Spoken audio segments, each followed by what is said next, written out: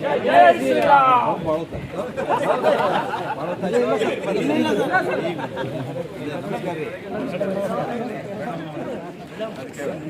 ಭಾರತ್ ಮಾತಾ ಕಿ ಜೈ. ಭಾರತ್ ಮಾತಾ ಕಿ ಜೈ.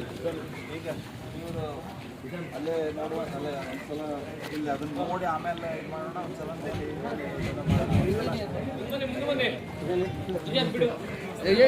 ಹಾಂ ರೀ ಈಗ ಅಲ್ಲ ನಮಸ್ಕಾರ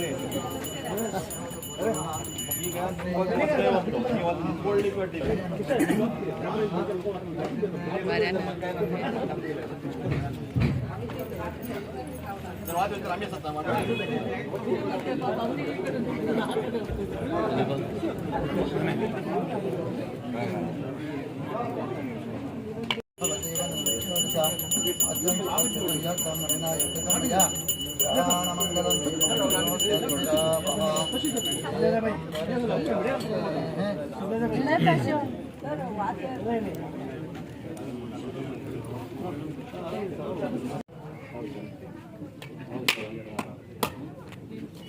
ನೀವು ಬಂದ್ಕೊಂಡು ಫೋನ್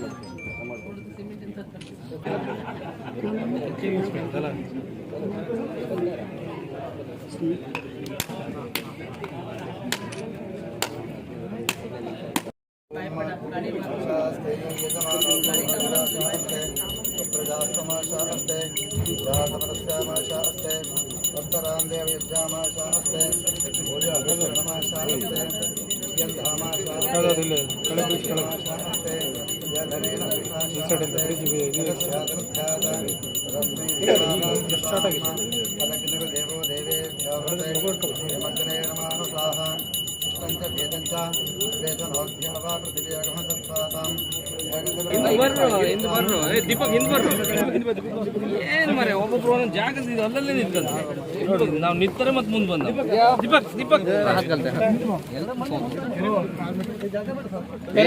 ರಾಡ್ ಬಿಡಿದೆ ನೋಡ್ರಿ ಹಿಂಗೆ ಜಾಗ ಕೊಟ್ಟು ಕೆಳಗೆ ಕೆಳಗೆ ಕೆಳಗೆ ಮಾಡು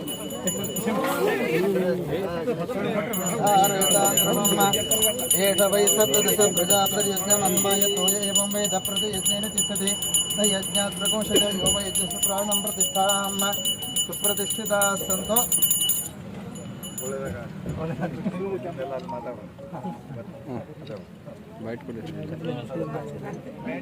ಕಾಳಿ ಸೇತುವೆ 1955ರಲ್ಲಿ ಕಟ್ಟಿದ್ದು 72ರಲ್ಲಿ ಮುಗಿದಿದ್ದು ಕಳೆದ ವರ್ಷ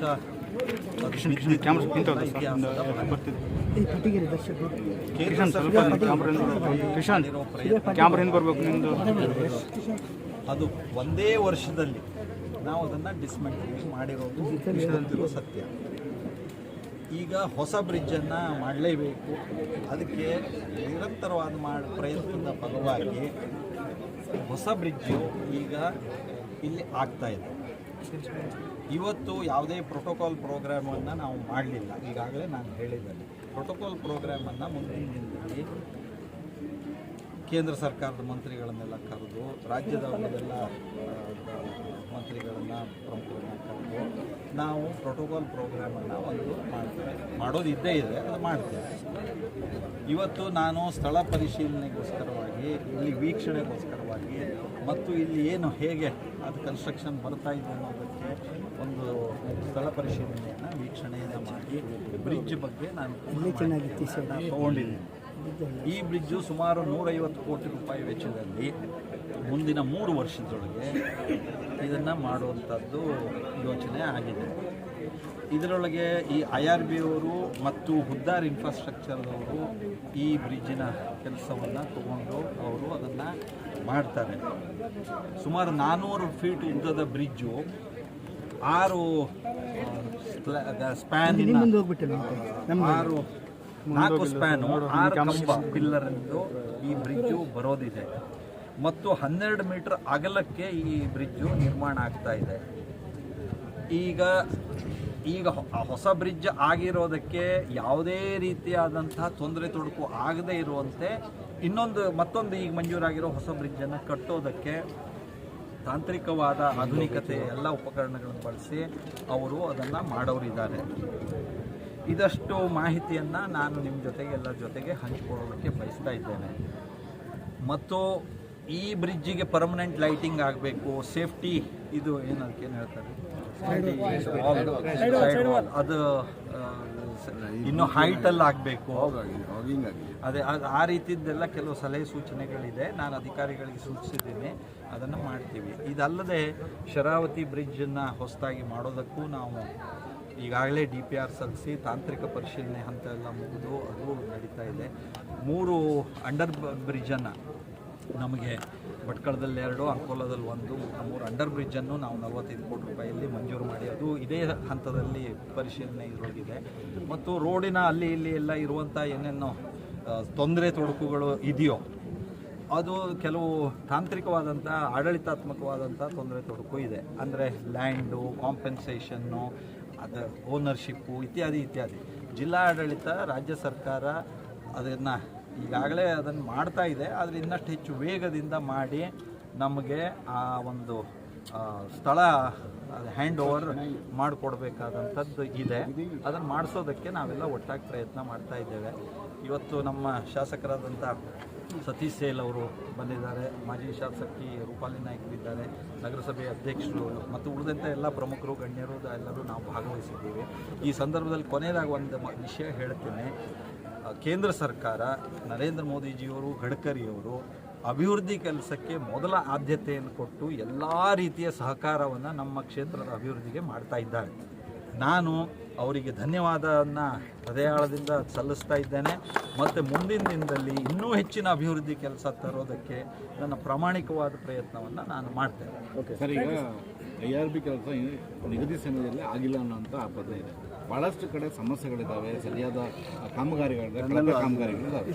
ಇದ್ರ ಬಗ್ಗೆ ಸಾಕಷ್ಟು ಆರೋಪ ಇದೆ. ಇದು ಕಳೆದ 1 ವರ್ಷದಿಂದ ನಾನು ಸಂಸದನಾದ ಮೇಲೆ ಅದಕ್ಕಿಂತ ಮೊದಲು ಇದೆಲ್ಲ ಕೇಳ್ತಾ ಬಂದಿದ್ದು, ಹೇಳ್ತಾ ಬಂದಿದ್ದು ಎಲ್ಲ ಇದೆ. ಈಗಲೂ ಸಹ ನಾನು ಉನ್ನತ ಮಟ್ಟದ ಅಧಿಕಾರಿಗಳ ಸಭೆಗಳನ್ನೆಲ್ಲ ಮಾಡಿ ನಮಗೆ ಭಟ್ಕಳದ ಗಡಿಯಿಂದ ಹಿಡಿದು ಕಾರವಾರದ ಗಡಿ ತನಕ ಎಲ್ಲೆಲ್ಲಿ ಈ ರೀತಿಯ ತೊಂದರೆ ತೊಡಕುಗಳ ಜಾಗ ಇದೆಯೋ ಅದು 40-50 ಎಷ್ಟೋ ಇದೆ.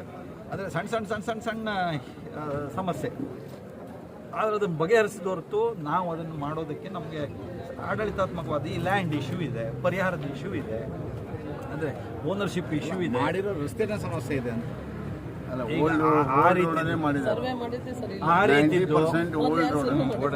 ಈಗ ಒಮ್ಮೆ ಆ ರೀತಿ ಯಾವುದಾದ್ರೂ ಈಗ ನನ್ನ ಮೀಟಿಂಗ್ ಇದೆ, ಬ್ಲ್ಯಾಕ್ ಸ್ಪಾಟ್ ಸಂಬಂಧಪಟ್ಟು ನನ್ನ ಅಧ್ಯಕ್ಷತೆಯಲ್ಲೇ ನಡೆಯೋ ಮೀಟಿಂಗ್ ಇದೆ. ಅಂದರೆ ಆಕ್ಸಿಡೆಂಟ್ ಸ್ಪಾಟ್ಸ್ ಇದಕ್ಕೆಲ್ಲ ಸಂಬಂಧಪಟ್ಟು ಈ ರೀತಿದ್ದೆಲ್ಲ ಎಲ್ಲೆಲ್ಲಿ ಗಮನದಲ್ಲಿ ಇದೆಯೋ ಅದನ್ನೆಲ್ಲವನ್ನು ನಾವು ಅಲ್ಲಿ ಪರಿಶೀಲನೆ ಮಾಡ್ತೀವಿ. ಅದು ಸುಧಾರಣೆಗೆ ಅಗತ್ಯ ಕ್ರಮ ತಗೊಳ್ತೀವಿ. ಇದೇ ವೆಲ್ ಮಾಡ್ತಾ ಇದ್ದಾರೆ, ಸೇಮ್ ವೆಲ್ ಗೌರ್ಮೆಂಟ್ ಅದು ಒಂದು ಮೊದಲು ಸರ್ಟಿಫಿಕೇಟ್ ಕೊಡಲಿ ಅವರು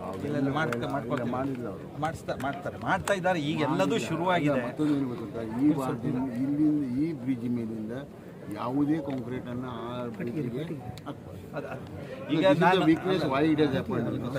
ನಾನು all bridges are weak because of this particular. Okay, ಈಗ ನಾನು ಸತೀಶ್ ಸೈಲ್ ಅವರು ಹೇಳಿರೋದೊಂದು ಗಮನಿಸಬೇಕಾದಂಥ ಅಂಶ ಹೇಳಿದ್ದಾರೆ.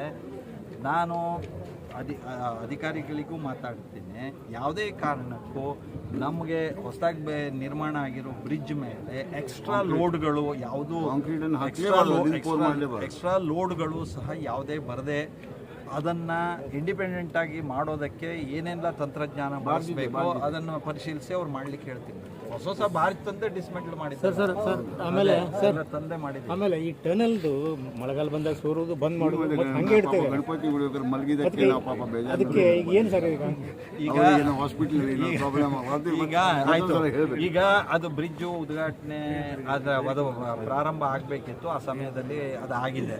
ನೀವು ನಮ್ಮನ್ನೇ ಬೈದೆ ನೀವು ಕಡಿಮೆ